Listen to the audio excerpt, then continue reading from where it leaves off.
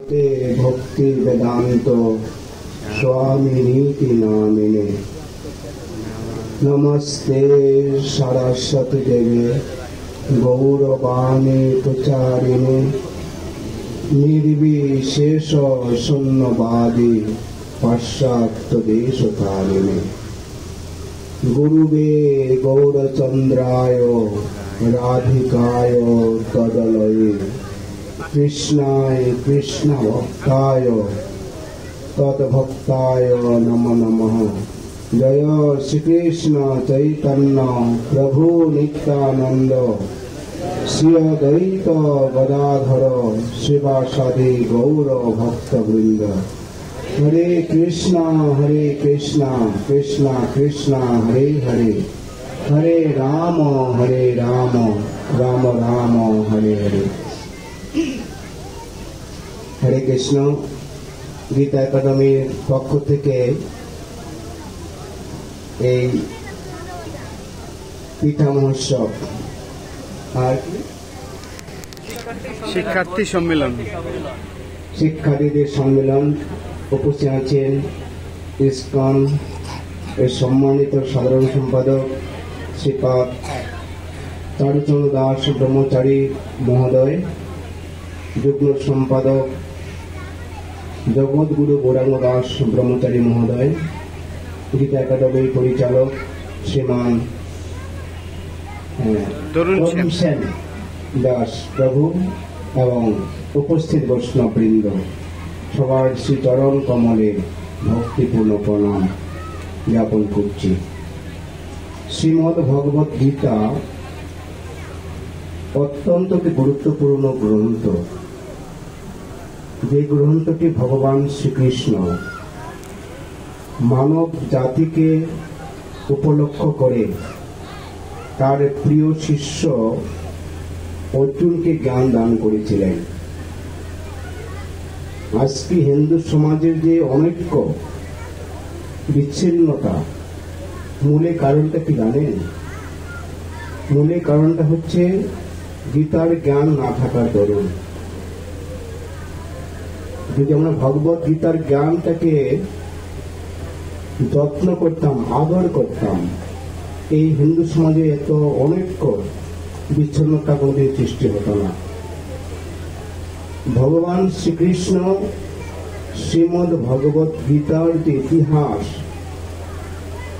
নিজের মুখেই বর্ণনা করেছেন। মহাভারতের শান্তি পর্বে বলেছেন, হে অর্জুন, এই জ্ঞান আমি কোটি কোটি বছর পূর্বে সূর্যদেব, বিভীষণ, মনু, ইক্ষ্বাকু এই রাজাদের মাঝে জ্ঞান দান করেছিলাম। তো বোঝা যাচ্ছে এই জ্ঞানটি 5000 বর্ষের সীমাবদ্ধ নয়। দেখুন, ইক্ষ্বাকুর বংশে শ্রী রামচন্দ্রের আবির্ভাব হয়েছিল, ত্রেতা যুগেও এই জ্ঞানটি ছিল। বোঝা যাচ্ছে কত প্রাচীন এই জ্ঞানটি, কত গুরুত্বপূর্ণ। আমাদের কাছে এই জ্ঞানটা খুব হালকা হয়েছে। আমরা এই জ্ঞান সম্বন্ধে জানবার আগ্রহ প্রকাশ করছি না। এর জন্য আমাদের যে শান্তির সূত্র, ঐক্যের সূত্র, আমরা এখান থেকে বঞ্চিত হয়েছি। ব্যক্তিগতভাবে বলতে চাই, আমি ইসকনের পূর্বে শ্রী গীতা পড়েছিলাম, জগদীশ চন্দ্রের গীতা। সেটি অত্যন্ত পাণ্ডিত্যপূর্ণ গীতা একটা। সেই গীতা পড়ে আমি জেনেছি কিছু, ভক্ত হতে পারিনি। যখন ছিল প্রভুপাদের গীতা আমি মাত্র 70 টাকা দিয়ে কিনেছিলাম, তখন 70 টাকা সে প্রভু ভগবত গীতার দাম ছিল। অনেক কষ্ট করে আমি একটি গ্রামের, আমার জীবনযাপন ছিল অনেক গ্রামের মানুষ। আমার বাবা কৃষক ছিলেন, অনেক কষ্ট করে 70 টাকাতে ভগবত গীতা পড়েছিলাম, কিনেছিলাম। এই গীতার জ্ঞান, এই গীতা পড়ে আমি বুঝতে পেরেছিলাম কৃষ্ণ হচ্ছে আমাদের জীবনের প্রাণ কেন্দ্র। কৃষ্ণ হচ্ছেন সমস্ত জীবের হিত কল্যাণকারী। কৃষ্ণ হচ্ছেন সমস্ত জীবের শরীর। এই গীতার জ্ঞান পড়ে বুঝতে পেরেছি। জগদীশ অমনি গীতা পরে আমি দিক যে নির্দেশনা এটা লাভ করতে পারিনি। যার যে ছিল প্রভুপাদ অত্যন্ত কৃপা করে এই পরম্পরাটা তিনি রেখেছেন, যে গীতার জ্ঞান যে ভগবান শ্রীকৃষ্ণ নিজেই প্রচার করেছিলেন, আর তিনি সেই গীতার জ্ঞান সারা পৃথিবীর মানুষের কাছে তিনি পৌঁছে দিয়েছেন। এই ভগবত গীতা আমাদের কাছে একটি কুষ্টি পাথরের ন্যায়। কুষ্টি পাথর কি করে? সোনা আর নকলকে পৃথক করে না? যারা স্বর্ণকার আছে তা জানেন যে কুষ্টি পাথর সোনা এবং সোনার যে বিকল্প এটাকে পৃথক করে। এই ভগবত গীতা সাধু অসাধুকে পৃথক করে, ধর্ম অধর্মকে পৃথক করে, মহাত্মা দুরাত্মাকে পৃথক করে। ভগবত গীতা বোঝা গেল? ধর্ম জ্ঞান সমাজের নেতারা, হিন্দু নেতারা প্রচার করে এটা ধর্ম, ওটা ধর্ম, এই ধর্ম, সেই ধর্ম ইত্যাদি। প্রকৃত পক্ষে কোন ধর্মটা জীবের কল্যাণ হবে, সমাজের প্রভুত্ব কল্যাণ মঙ্গল সাধন হবে, সেই কথাটিকে তারা বলতে পারে না।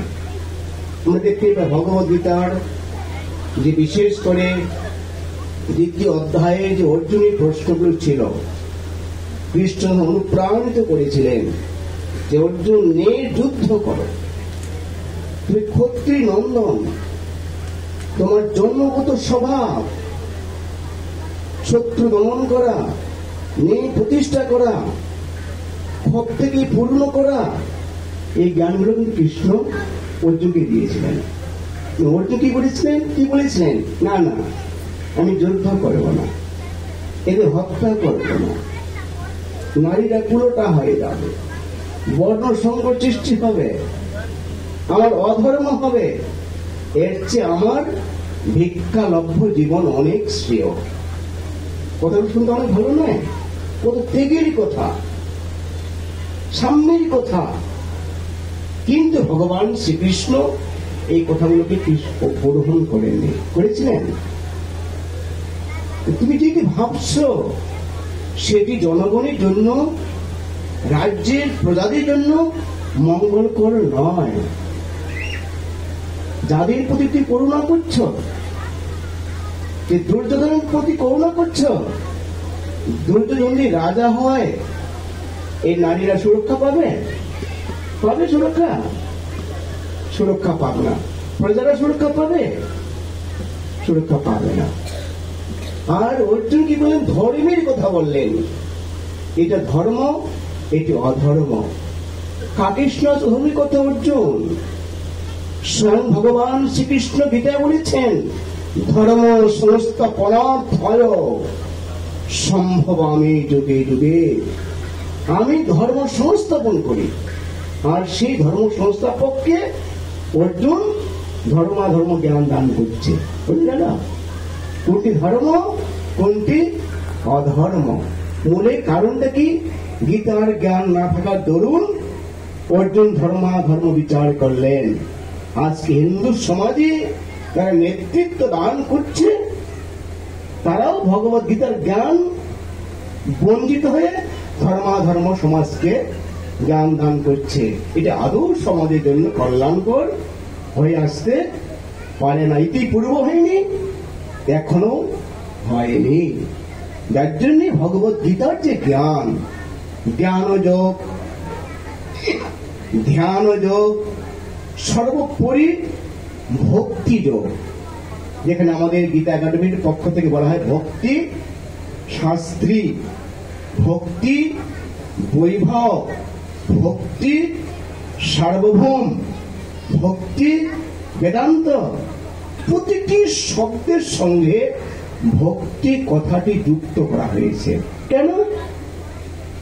মূলে কারণ জ্ঞানীকে, যোগীকে, ধ্যানীকে, কর্মীকে ভগবান পুরস্কৃত করেন। যে কথাটি ভগবান ভগবত গীতাতে বলেছেন, 8 প্রকার সিদ্ধির কথা, অনিমা, লঘিমা, প্রাক্তম, সীতা, বসিতা ইত্যাদি। সেগুলো তিনি জ্ঞানী যোগী কর্মীকে পুরস্কৃত করেন। কিন্তু তারা ভক্তি যোগ অবলম্বন করেন, ভক্তি যোগে আশ্রয় গ্রহণ করে ভগবান শ্রীকৃষ্ণের সেবা করেন, ভগবান তাদের দায়িত্ব গ্রহণ করেন। হরি একদিকে পুরস্কৃত করা, আরেকদিকে দায়িত্বভার গ্রহণ করা, কোনটি উত্তম? আপনি আপনার কর্মচারীকে পুরস্কৃত করেন আর পরিবারের সদস্যের দায়িত্ব ভার আপনি বহন করেন। ভক্তি যোগে যারা ভগবান শ্রীকৃষ্ণের চরণে প্রপত্তি করেছেন, ভগবান তাদের দায়িত্বভার গ্রহণ করেন। এটি জ্ঞানী কর্মীর সঙ্গে ভক্তির একটি পার্থক্য বিষয়। আমরা দেখতে পাই মহাভারতের যুদ্ধে দুর্যোধনকে কৃষ্ণ পুরস্কৃত করেছিলেন, নারায়ণীর সেনা তাকে দিয়েছিলেন, যারা কৃষ্ণের মতেই যুদ্ধে শক্তিশালী। আর অর্জুনের দায়িত্ব তিনি গ্রহণ করেছিলেন। বোঝা গেল? অর্জুনের দায়িত্ব ভগবান শ্রীকৃষ্ণ গ্রহণ করেছেন। যাতে কলিযুগ অত্যন্ত মন্দ যুগ, এই যুগের মানুষ কলহ, আপেক্ষিক ভাবে চিন্তা করে আমাদের উচিত এই কলহ থেকে উদ্ধার লাভের জন্য ভগবান শ্রীকৃষ্ণের দিব্য নাম কীর্তন করা। কালে দোষ নিধি রাজন অস্তিহি এক মহান গুণ। এই কলিযুগ কালের দ্বারা দূষিত, মন্দ ভাগ্য। অস্তিহি এক মহান গুণ, একটি মহান গুণ আছে। সেই মহান গুণটা কি? কীর্তনাদেব কৃষ্ণস্য মুক্ত সংঘ পরম ব্রজে। কিন্তু ভগবান শ্রীকৃষ্ণের দিব্য নাম কীর্তন করে সে সমস্ত কলহতে মুক্ত হয়ে ভগবত ধামে প্রত্যাবর্তন করবে। হরে কৃষ্ণ কৃষ্ণ কৃষ্ণ হরে হরে, হরে রাম রাম রাম হরে হরে হরে হরে। মহান গুণটা কি? মহামন্ত্র কীর্তন করা। আর যিনি মহামন্ত্র কীর্তন করেন তিনি মহাত্মা নামে পরিচিতি লাভ করেন, তাই না? মহাত্মা সুদুর্লভ, তার মতো মহাত্মা পাওয়া খুব দুর্লভ। যে মহান গুণ হয়ে মহামন্ত্র, আর যে মহামন্ত্র কীর্তন করেন তিনি মহাত্মায় পরিণত হন। তাই ভগবত গীতা হচ্ছে কোষ্ঠী পাথর। আপনি জ্ঞানী হন, আপনি যোগী হন, আপনি সাধু হন, যেই উপাধি দ্বারা ভূষিত হন না কেন, ভগবান শ্রীকৃষ্ণের চরণে প্রপত্তি না করলে আপনি সাধু বা মহাত্মা হতে পারবেন না। বুঝা গেল? কে মহাত্মা? যে ভগবানের চরণে প্রপত্তি করেছে, সে মহাত্মা সুদুর্লভ। যে বহু জন্মান্তের পর ভগবান শ্রীকৃষ্ণকে সর্বকারণের পরম কারণ জেনে তার চরণে প্রপত্তি করেছে, সে হচ্ছে মহাত্মা। আজ কৃষ্ণের চরণে প্রপত্তি করেনি, সে দুরাত্মা। নমাম দুষ্কৃতনুমূলা প্রপদন্তে নরাধমা মায়াপহীত জ্ঞানা আশ্রম ভামা সীতা। কিন্তু আধ্যাত্মিক সংস্থা অনেক আছে, কিন্তু অধিকাংশ সংস্থাগুলো কৃষ্ণকে পরমেশ্বর ভগবান বলে স্বীকার করতে চায় না। এটি তাদের দুর্ভাগ্য। আমরা দেখতে পাই চৈতন্য মহাপ্রভুর আমলে দিগ্বিজয়ী পণ্ডিত কেশব কাশ্মীরি পণ্ডিত মা সরস্বতী তার জিহ্বায় ভর করেছিলেন। বহু জ্ঞানের একজন ভারত ব্যক্তিরূপে সমাজে তিনি প্রচার করতে, আমরাও চাই ভগবান শ্রীকৃষ্ণকে বাদ দিয়ে আমি অনেক বড় জ্ঞানী হব, অনেক বড় গুণী হব, অনেক বড় নেতা হব, এই আমাদের বাসনা থাকে। তিনি চেয়েছেন চৈত্র মহাপ্রভু তার সমস্ত জ্ঞানকে চূর্ণ বিচূর্ণ করে তাকে স্বরূপে জানিয়ে দিয়েছিলেন যে পরমেশ্বর ভগবান শ্রীকৃষ্ণ হচ্ছেন তিনি সমস্ত জীবের পরমাত্মা। তার চরণে প্রপত্তি করাই হচ্ছে মনুষ্য জীবনের একমাত্র লক্ষ্য। তাই যত মহাপ্রভু কৃপায় সে দিগ্বিজয়ী পণ্ডিত তিনি ভগবান শ্রীকৃষ্ণের চরণে যত মহাপ্রভুর চরণে প্রপত্তি করেছিলেন। তাতে এই সমস্ত সোসাইটি সংস্থা যারা আছেন তাদের দুর্ভাগ্য হচ্ছে ভগবান শ্রীকৃষ্ণকে পরমেশ্বর রূপে গ্রহণ না করা। যার জন্যই আজকে তাদের যে সাফল্যটা কমতে শুরু করেছে। আর ইসকনের সাফল্য হচ্ছে ভগবান শ্রীকৃষ্ণের বাণীকে সারা পৃথিবীর মানুষের কাছে পৌঁছে দেওয়া। এটাই ইসকনের সাফল্য। কেন?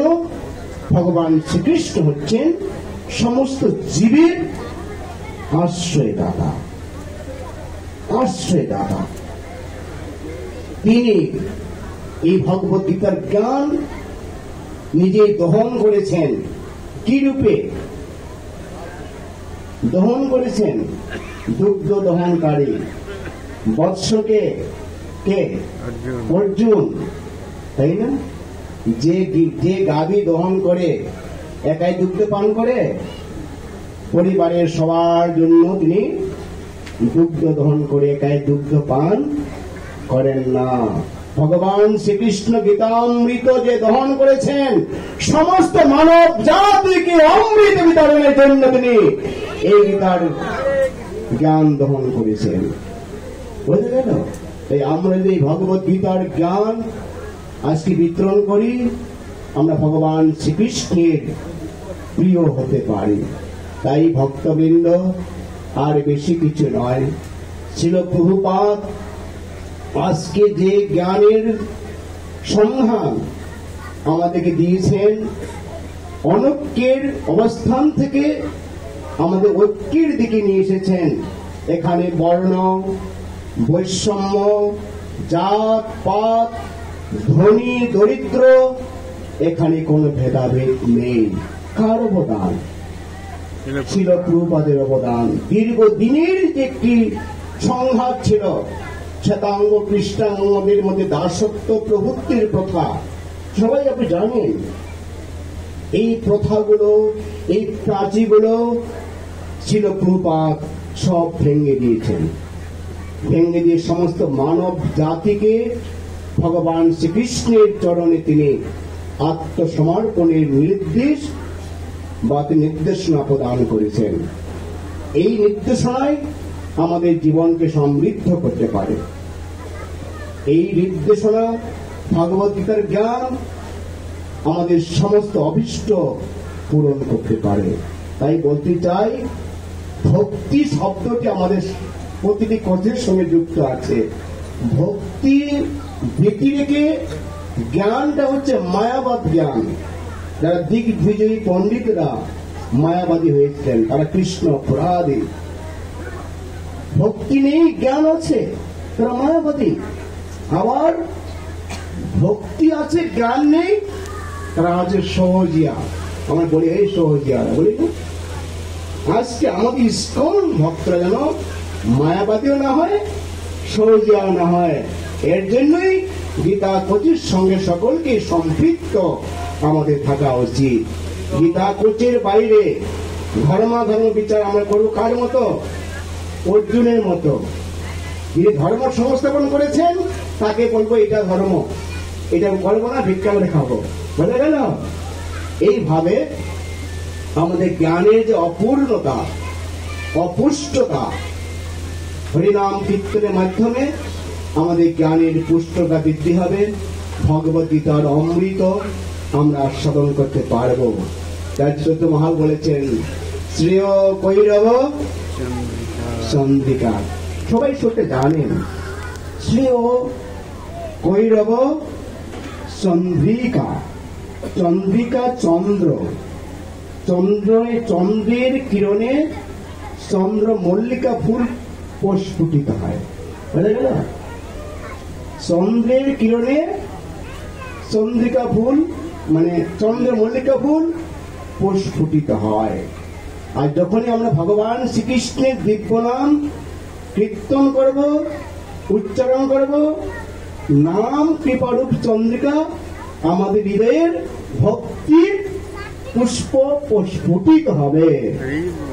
আর যার জন্যে ভক্তি যোগ, ভক্তি শাস্ত্রী, ভক্তি বৈভব, ভক্তি বেদান্ত ইত্যাদি প্রভুপাদ প্রতিটি কোচের সঙ্গে ভক্তি কথাটি যুক্ত করেছেন, যাতে করে আমরা মায়াবাদীও না হয়ে যাই, আমরা সহজেও পরিণত না হয়ে যাই। আমি আশা করব আমরা যত জ্ঞানী হই না কেন, যত গুণী হই না কেন, যত পাণ্ডিত্য থাক না কেন, এই পাণ্ডিত্য, এই জ্ঞান, এই বুদ্ধি আমাদের ভক্তিযোগকে সুরক্ষা দিতে পারবে না।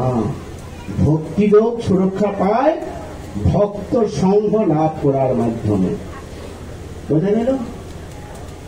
যাদের মানসিকতা ভক্ত সংঘ করার বাসনা নেই, তারা ভক্তিযোগকে সুরক্ষা দিতে পারবে না।